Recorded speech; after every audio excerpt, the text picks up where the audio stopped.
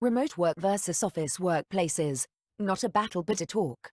ANDREA RYBAROVA, Microsoft 365 Product Marketing Manager at Microsoft. KATHARINA von SCHACKY, Managing Director Real Estate and Strategy for Germany and Northern Europe at WeWork. Moderated by AMBROZY, founder at MakeTeamWork.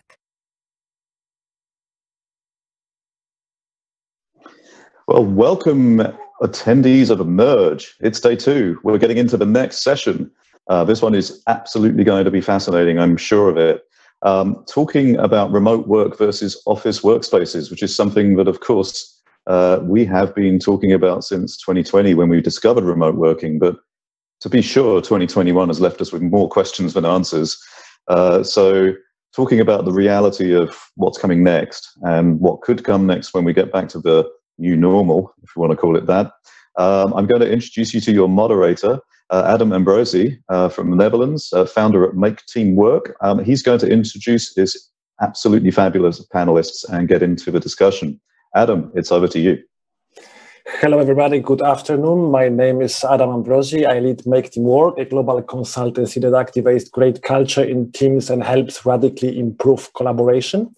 And today I have a great pleasure to be your host here during this super interesting session, remote work versus office workplaces, comfort zones, and work-life balance in post-COVID times.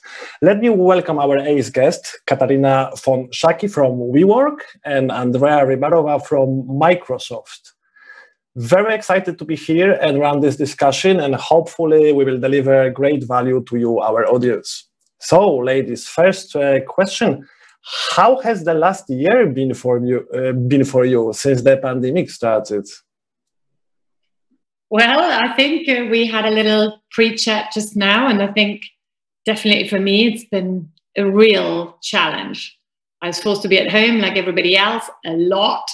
I just started at WeWork. I was meant to be looking after all those buildings in Germany, Northern Europe. And suddenly I was stuck at home in Zoom calls, but not on my own. It was my husband as well, working from home, my kids at home, no school. We just weren't set up for that, internet-wise, childcare, cooking. Everybody just wanted to have lots of food the whole time. We just weren't prepared. And, we were a home, a school, an office, a playground, a restaurant, always with the same 4 people. I think I definitely experienced what 100% home office meant. And I, for my part, can tell you, I just love the office. I can only highlight what KATHARINA said. It's totally same to me as well. And thank you, Adam, for introduction, by the way.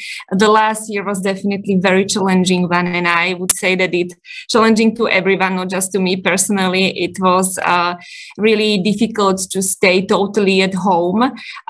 We all are human beings, so we miss social contact. This was the biggest challenge, definitely. But it was as well an enriching experience, which was really showing me how I can work from home, what I'm able to do, what probably I should improve, that if I have a plan, then I'm ready to go.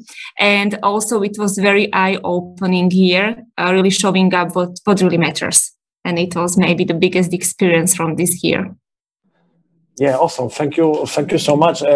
So we all adapted to the remote. So my question would be, do we need offices at all then? And if so, why would be so important to also have access to the office? I love that question, Adam. That's just great. Because I think if you'd asked this a year ago, some people might have said, well, might not need an office. I think today we all agree, it's not disputed, we need an office. And that is for a number of reasons, lots of reasons actually. It depends on people, places. So do you have a good internet connection?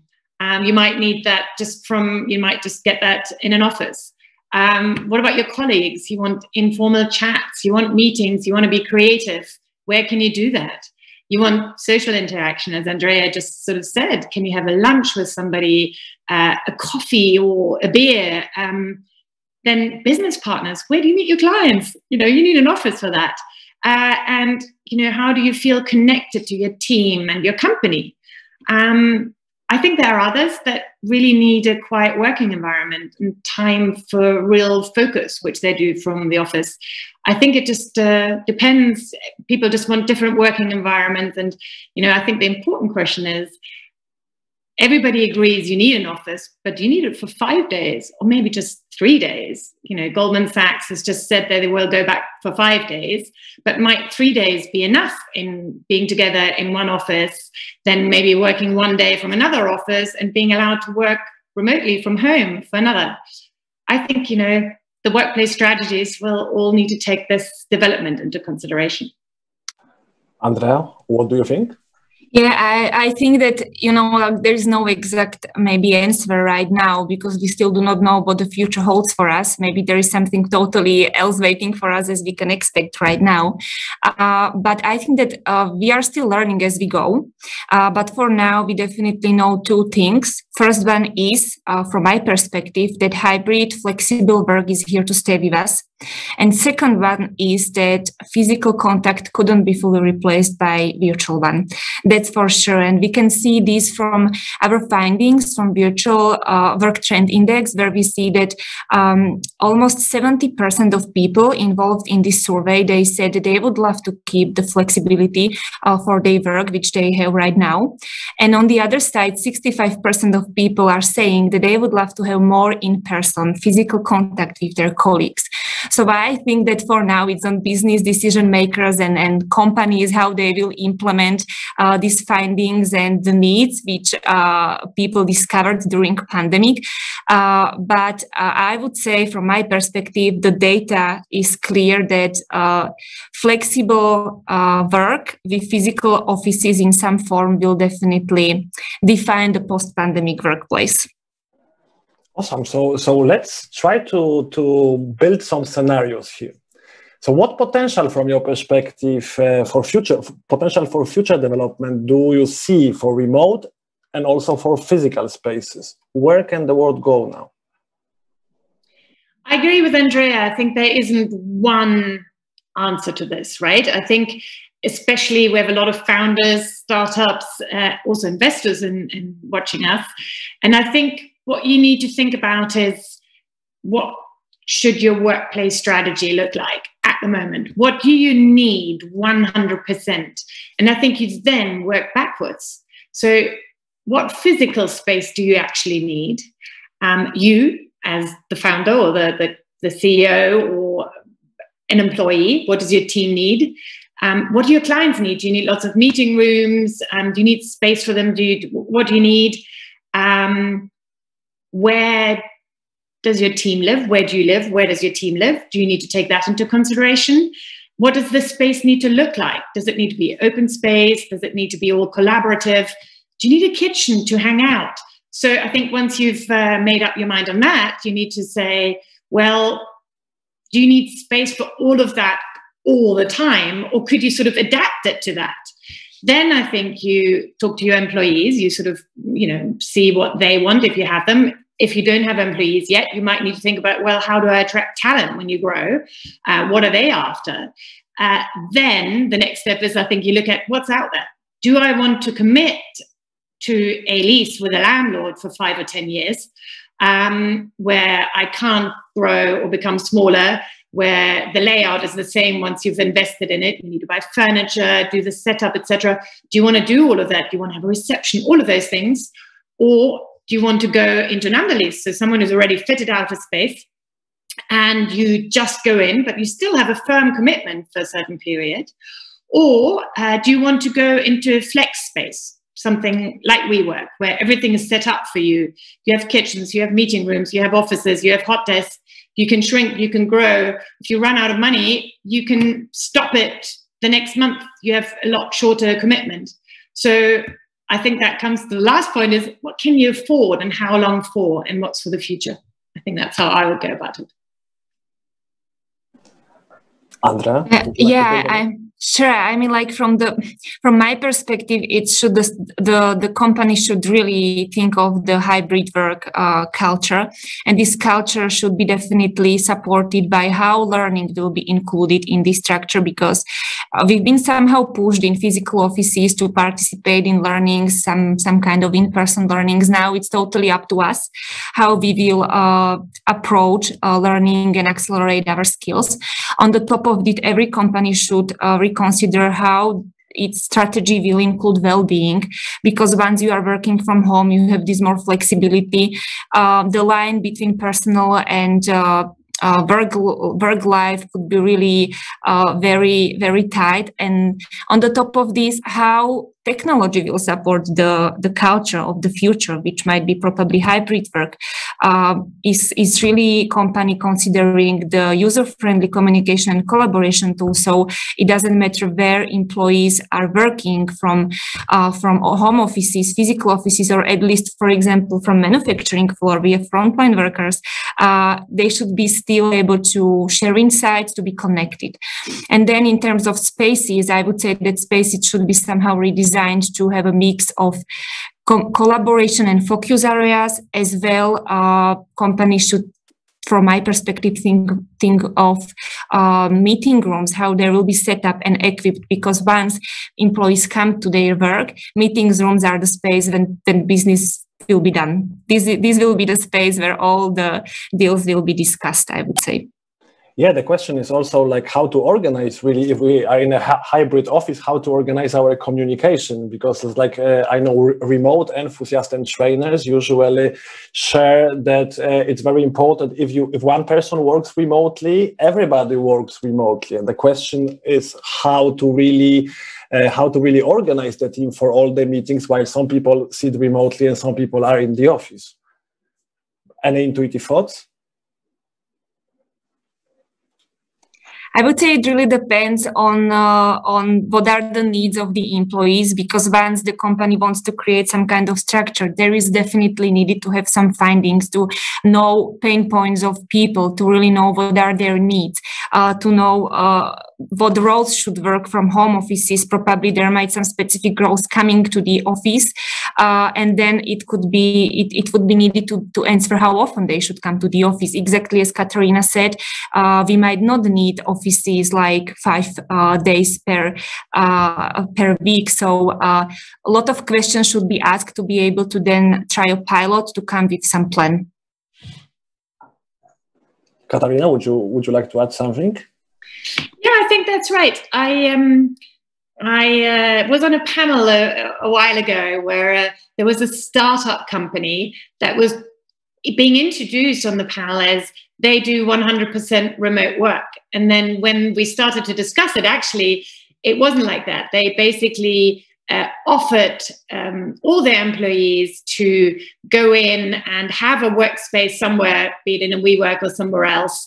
And it depended on the individual needs, exactly as Andrea says, you know, some wanted to work from home, some wanted to go to an office, and you know, things will develop. And I think the technological advancement that we've made, wow, I mean, I worked for quite a traditional employer beforehand, and you know, we've really made a huge step in terms of, you know, advancement on IT, on all of that through the pandemic, which I think is a really big step as well. So I really wonder right now is like how your companies adapted to this new normal, and what do you offer for startups in this new world? So what does Microsoft offer right now to startups, Andrea? How I as a founder can really build my entire workspace based on your product? Yeah, firstly, let me just say and make this kind of disclaimer that like in Microsoft hybrid flexible work, it's definitely not such a big new normal to us, since Microsoft is really introducing this hybrid style of work for a very long time across all global operations. So it's not such a big new thing to us, but still total big full remote work is really challenging. This is still my statement, of course. Microsoft has a lot to offer to every company, if it's a really corporation or if it's a startup company, we have a lot of tools which could be implemented and supporting a flexible style of work. Probably Microsoft 365 with a really strong presence of Microsoft Teams, which is a hub for communication and collaboration, very fast growing platform, which is very quickly developing and being improved based on the feedback from end users. I can give you maybe some very interesting data that in April this calendar year, we have more than 145 million daily active users, so people who are using Teams on daily basis, which is really great. So we can really receive feedback from their side. This is very good. Microsoft also is somehow really pushing learning to our everyday agenda, and not only to us as employees, but as well through partners and to customers, because once you do not have enough time to learning, then you are really not so quick, I would say. So before pandemic, learning was definitely something like ad hoc add-on to working, something what people have been doing only if they have some time, which is totally wrong setup. It should go from top level that learning is something what should be integral part to working day. People should feel empowered to learn and improve their skills during working hours. And based on this, Microsoft also introduced new platform, which is called Microsoft Viva. It's a platform which is connecting well-being, learning, productivity, connections, all these ingredients which are needed for every employee to be properly balanced into one integrated platform. So these are just a few things which I would highly recommend to reconsider if company is really thinking of flexible type of work for the future. What is the best way for founders to get to know your products? What would be the easiest way to see and from Microsoft? Mm-hmm. We have a lot of websites for learning. If they would like to really know deeper detail how all this stuff is working, they can definitely find a lot of resources which we have officially published. And then we are cooperating, of course, through our partner ecosystem, or they can contact us through contacts on websites, and we will be happy to support and to have, of course, some discussions, or probably we have some people from the audience here. They can definitely contact me, and I will write the right contact to help them. Absolutely, thank you so much. And Katharina, how is WeWork right now? I know you've been through many changes. So, what options are considered by WeWork to attract startups to use the spaces, and what's new? Well, we're flex operator, flex space operator, flexible time, flexible type of offices. That's our business, but we are a little bit like a startup ourselves. So last year in the summer, when the height of the pandemic, I was incredibly surprised that, we try things out. So we thought, well, we need to answer to the needs of our members. So what we did is we granted everybody who was a member access to any WeWork, wherever they were, without having to use up any credits. But that wasn't enough. We came up with a new product, which is called On Demand, which we trialed in New York, first in a few of our WeWorks, then all of New York. It's now been rolled out in the States everywhere, and it's now coming to Europe, which means that through the app, you can just book a meeting room for an hour, or an office for an hour, or hot desk for an hour. What else have we done? We kept all our WeWorks open when it was legally allowed to. That was quite controversial at times, because some people said, why do you do that? Well, for all the reasons we've stated, we're there for startups, but also our big members, our companies that have a lot of space with us, because 50% of our space is occupied by big companies, because they might not be able to work from home. They might really have to meet that one client, and they needed to do it somewhere safely. Always, obviously, within the government, the local government regulations.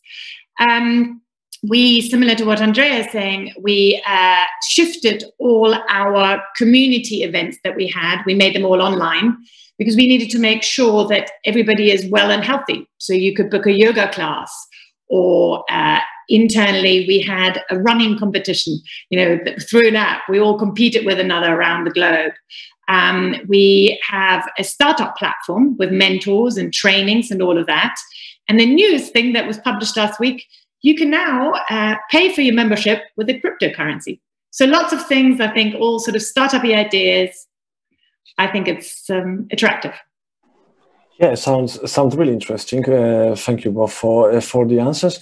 And we are slowly going to the to a few last questions. So let me ask you, what's your perspective on burnout right now? Because we know that we are right now living a burnout pandemics. So my question is, how do you approach well-being in your teams? Maybe I can comment quickly. We really see the digital overload is here. Like we see it from the data of Microsoft Teams. Probably we see that meetings are 10 minutes longer than they've been 1 year ago. We see that people are replying to Teams chat within 5 minutes or less. And we also see, for example, that a lot of 50% of meetings is unscheduled. It's just conducted ad hoc. This really proves overload and our intensity of our workday. So well-being is definitely the topic which every company should pay a big attention to. I would love to give a few tips which can help to maybe approach better this well-being topic. It's definitely just to run at least some virtual team buildings and activities where you are just having discussions on easygoing basis. No business topics mentioned, like virtual morning coffee. You can have talking meeting. You just take your phone and you will discuss with your colleagues while you are having a walk. You can have some online games, quizzes, which is really supporting the team spirit. Of course, it's good if every person is the leader of his or her time. Be really strict on your time. Use time blockers in your calendar. And my last point to this is benefit from technology. Like, for example, you have a lot of AI assistants which can help you, which can really identify that this is the time you need. Like, for example, Cortana AI assistant, which we have. I have a very good experience with this. Or maybe using some analytics which can show you how you are doing with your time, because otherwise you might be not able to realize because you don't have time to realize that you don't have time, basically. So just a few tips to reconsider. Yeah, amazing. Maybe just to add one to that, Andrea, is listen. You need to listen to your colleagues. Someone might have been on a top form one day and really not in a good place the next. And then you might need to pick up one of Andrea's ideas that I think we all try out and see if you can re-engage, Okay, thank you so much for this discussion. The time is up, so I'm handing over to Stuart. Thank you so much to the audience. Thank you so much, ladies, for this wonderful discussion.